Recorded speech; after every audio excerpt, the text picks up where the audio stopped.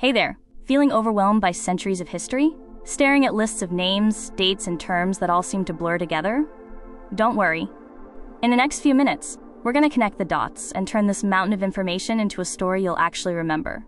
This video is proudly brought to you by teacherpreps.com, your ultimate partner in exam success. If you want the complete study guide and access to realistic practice tests that will truly prepare you, head over to our website. Click the link below and start boosting your confidence today.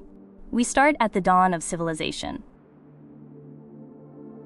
Think of Mesopotamia, the Fertile Crescent between the Tigris and Euphrates rivers. This is where it all began. The Sumerians built incredible city-states and gave us cuneiform, one of the first forms of writing. That writing wasn't just for stories, it was for laws. And that leads us to the famous Code of Hammurabi from Babylon, a revolutionary idea that justice should be written down for everyone to see.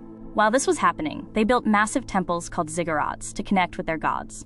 Over in Africa, the Egyptians were developing their own unique writing, the beautiful picture-based hieroglyphics. And further south, the Kingdom of Kush thrived, known for its vast gold mines and its incredible ability to adapt and blend cultures. Meanwhile, civilization was blooming everywhere. In the Indus Valley, the Harappan civilization was mastering urban planning. We're talking organized cities with sanitation systems thousands of years ago. In China, Confucianism was taking root, not as a religion, but as a philosophical system focused on ethics and social order that would shape Chinese culture for millennia. And how did all these places connect? Through trade, powered by networks like the legendary Silk Road, a superhighway of goods and ideas linking east and west. As empires rose and fell, new ideas began to change the world. The Romans gave us the Pax Romana, a long period of peace that allowed trade and ideas to flourish. But it was thinkers like Copernicus who truly shook the foundations of society with his heliocentric theory, the radical idea that the Earth revolves around the sun, not the other way around. People also started to rethink power. In England, the Magna Carta was signed, a groundbreaking document that for the first time limited the power of a king. This planted the seeds for the social contract theory, the powerful idea that governments get their power from the people they govern.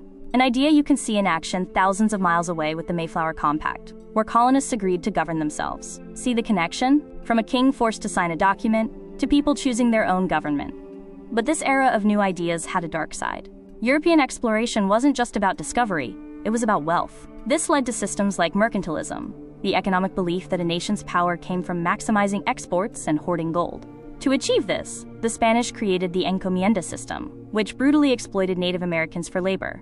This demand for labor fueled one of history's greatest atrocities, the transatlantic slave trade. Millions of Africans were forcibly taken to the Americas to work on massive farms in a plantation economy.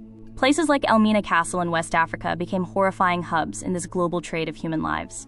This new nation, America, built on ideals of freedom but dependent on the practice of slavery, was destined for conflict. The fight for independence began with protests against things like the Stamp Act, a British tax on all printed materials. It culminated in the Declaration of Independence, a bold assertion of self-governance, and was won on the battlefield at the Battle of Yorktown. To build a new government, leaders met at the Constitutional Convention. To convince the public, they wrote the Federalist Papers, brilliant essays arguing for the new Constitution. And they built a system of checks and balances to ensure no single branch of government ever became too powerful. But the nation's manifest destiny, the belief in its right to expand westward, came at a terrible cost for Native Americans, who were forcibly relocated during events like the Trail of Tears. The Homestead Act encouraged settlers to move west, but this expansion reignited the burning question of slavery. The tension finally exploded into the Civil War. The turning point came with the Emancipation Proclamation, which freed slaves in the Confederate States. After the war, the Reconstruction Amendments, the 13th, 14th, and 15th, were passed to abolish slavery and guarantee rights. But this promise was broken by the rise of hateful Jim Crow laws, which enforced segregation for nearly a century. Now let's zoom in on one state that tells the American story in its own unique way: California. California's geography is its destiny. The mighty Sierra Nevada mountains shaped everything from settlement patterns to water flow. Its rich, fertile soil made it an agricultural powerhouse. The first people here, like the coastal Chumash with their plank canoes and the Miwok of the Central Valley who lived on acorns, showed an incredible adaptation to their environment. Then came the Spanish, who established the mission system for religious conversion and labor. After them, Mexican rule brought the era of the ranchos, massive land grants for cattle ranching, creating a powerful landowning class called the Californios. And then, everything changed. Gold was discovered at Sutter's Mill. The gold rush was on. The 49ers flooded in, from all over the world. But this rush for wealth had a devastating environmental cost, especially from methods like hydraulic mining that blasted away entire hillsides.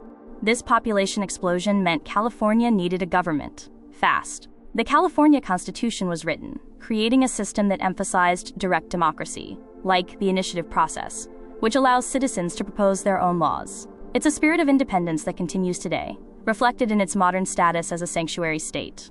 From the gold rush, new economic engines emerged. Today, California is a global powerhouse, home to the tech world's Silicon Valley, the entertainment industry's Hollywood, and the massive Port of Los Angeles, a gateway for international trade.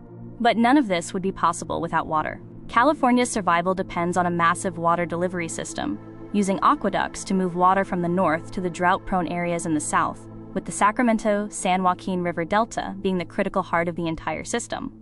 And there you have it. From the first written laws in Mesopotamia, to the ideas that sparked revolutions, to the conflicts that shaped a nation, and the forces of nature and industry that built California.